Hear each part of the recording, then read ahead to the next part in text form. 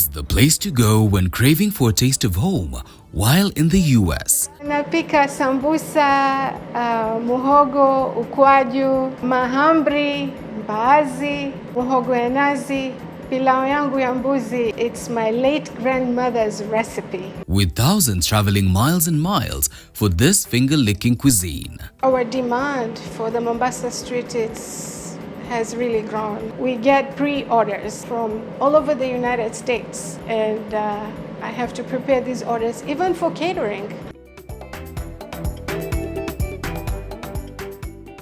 Yes, we let Mombasa-born chef Zayn cook a supper feast as she takes Houston's food scene by storm, one dish at a time. It's not a bed of roses.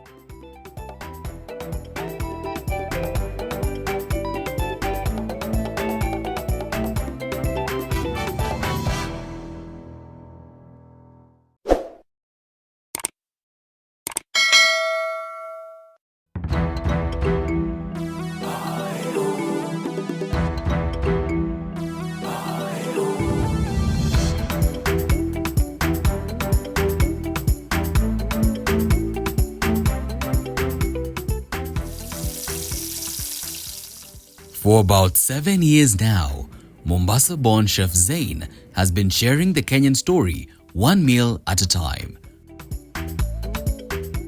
Located in Houston, Texas, Mombasa Street Eats has been the go-to place for all things Kenyan cuisine while in the US. Napika sambusa, muhogo, ukwaju, mahamri, mbaazi, muhogo ya nazi.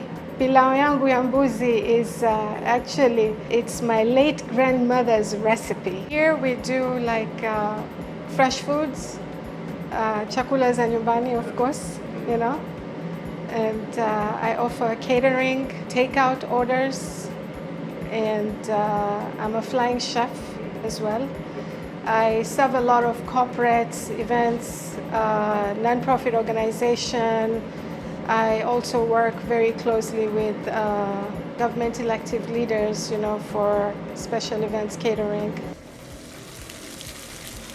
Yes, Chef Zayn offers a one-of-a-kind takeaway experience for her clientele. I have people from all over the United States that call me in, and I have to prepare these orders even for catering. I've had to cater for somebody's wedding or graduation in Dallas, and I had to prepare the food. It was for 100 people. Wow. And she said, let's mail it. And I said, all right, let's do it. Let's just do it. So these are foods that we've already made from our kitchen, freshly made. And you have to put them at a certain temperature in the cold room. You have to freeze them. They are ready to eat food.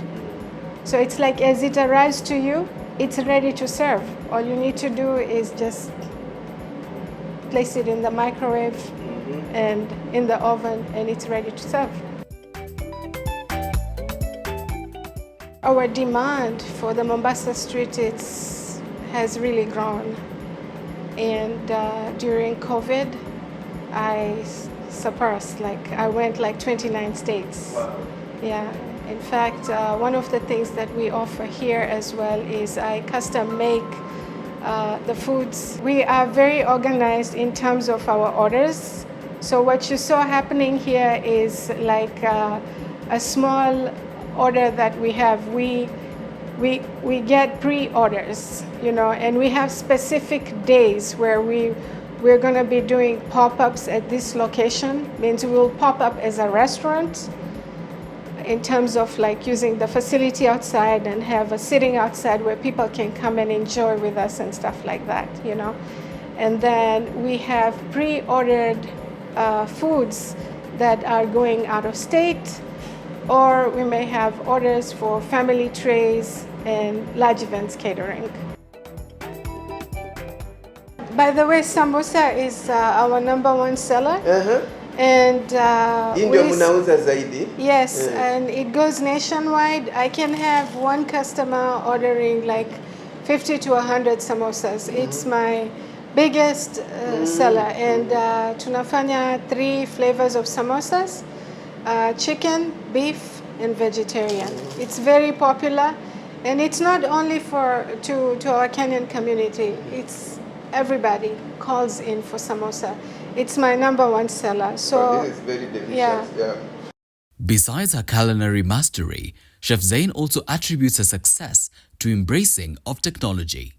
This location here allows us to have a virtual style kitchen where we can sell online through Uber Eats, Grubhub, DoorDash, and it's a very interesting kind of a program here, We also have a robot that comes in and picks up the order. We'll have an equipment in here, so anybody can find us on either of the app, and once they place the order, it rings up, we get it ready, and the robot comes to the door, picks it up, and the front management handles the rest of it. So we have a pickup location on the front. It's very functional and it's very easy.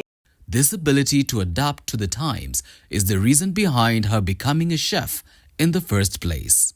I lost my mom during Harvey, and that was a turning point of my whole life, I went through so much during that time because I didn't get a chance to go back home. Sijakwenda nyumbani since 2006, So the cooking is the one that actually brought me to the community. I prayed to God. I said, put me across and amongst my people. I worked on a nonprofit organization, community center. It's known as Baker Ripley.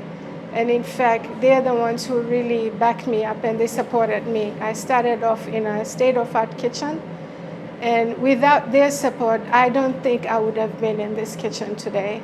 Wow. It was massive, big, and just because of the culture connection and the flavors of food, because the Latin American, they eat very similar to us. Wanakula like coconut stuff, kidney beans, rice, and there's a flair of everything. And it's not just them, it's everybody. I believe food is for everybody. So I was incubated inside their kitchen, and like I say, it was a state-of-art kitchen, and because it was a community kitchen, sikukuwa na funding.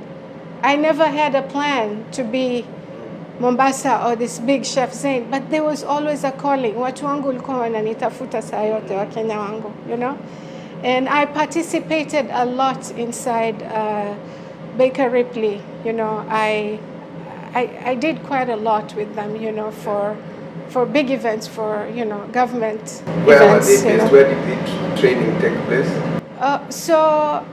They are based in the north side of Houston and on East Aldin district. And in fact, until tomorrow, they support me. This foundation gave Chef Zayn all the support she needed to grow from one level to another, or as the Gen Zs say, they let her cook. Let her cook!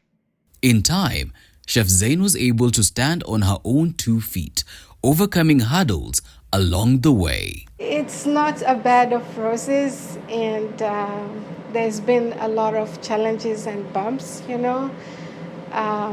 Lucky that I have good friends that I have been able to get mentorship, like Mr. Laban Opande, who has been my backup support. I would not have been in this kitchen if I didn't have his support. One of the biggest challenges is that when people reach you and they want you to create the foods and you have to produce either for families or for large events, I had to go through commercial style kitchen where you have to lock in your hours and you have to be able to be there. It's kind of good and it's kind of very challenging because it's a shared kitchen, and you have to be very accurate with what you're doing, because when a customer comes to you, they have that most high expectation. You have no excuse for that. There's been like a lot, because the demand of it is so much and it's so special to me that I didn't want to compromise myself and the food in any way. What are some of the things that you really might get right in this sector, the food sector in the US? Otherwise, you're in trouble, maybe. So the key part of it is that I'm insured. I'm a licensed chef, you know, and the kitchen has to have specifications. You can't just go and operate off a kitchen just like that, you know, in terms of health and hygiene, you know, and like I do the frozen foods, you know. I'm doing it at a very minimum scale because I have to be able to make sure that I can actually have enough room to be able to produce it correctly.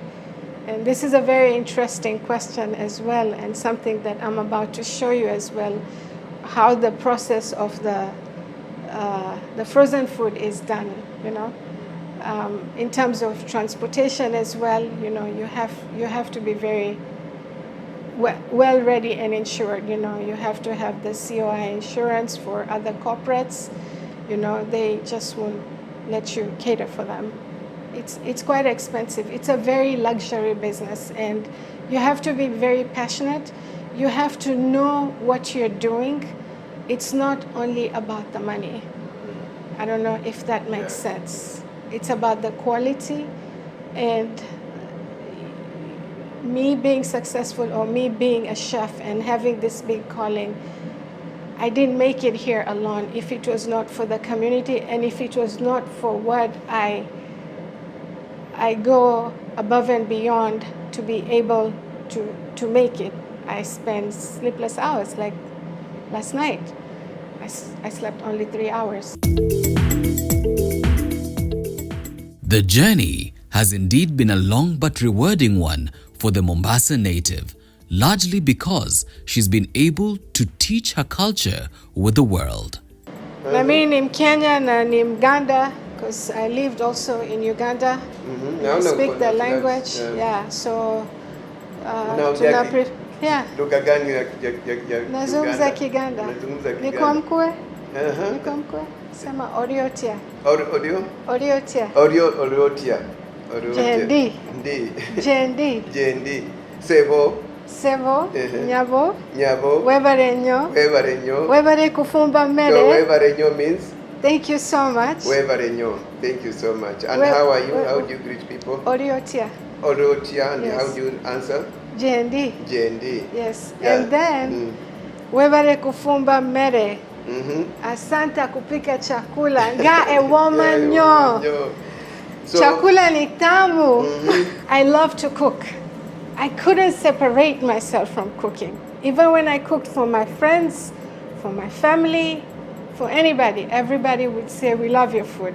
Because I'm so passionate about it, I think that's my calling. And from her 25-year experience living in the land of opportunity, this is her takeaway. It's a sacrifice. I haven't been home since 2006, and this is a very emotional question for me. And why I am Mombasa is because my heart, and it's a legacy of my own mother. I would not have been the person I am if it was not for her. I love America. It's given me the best opportunity, but I miss home. It's very, very challenging to be here. You have to have the right people around you, and you have to be humbling, and you just can't be out there with just everybody and anybody, you know. I don't know if that makes sense. And the richness of it is being a people's person for the community. So that's Chef Zayn's story, quite inspiring. Na unaambiaje Daring Abroad fans? Cheers. Mambo Mombasa raha. Bye bye.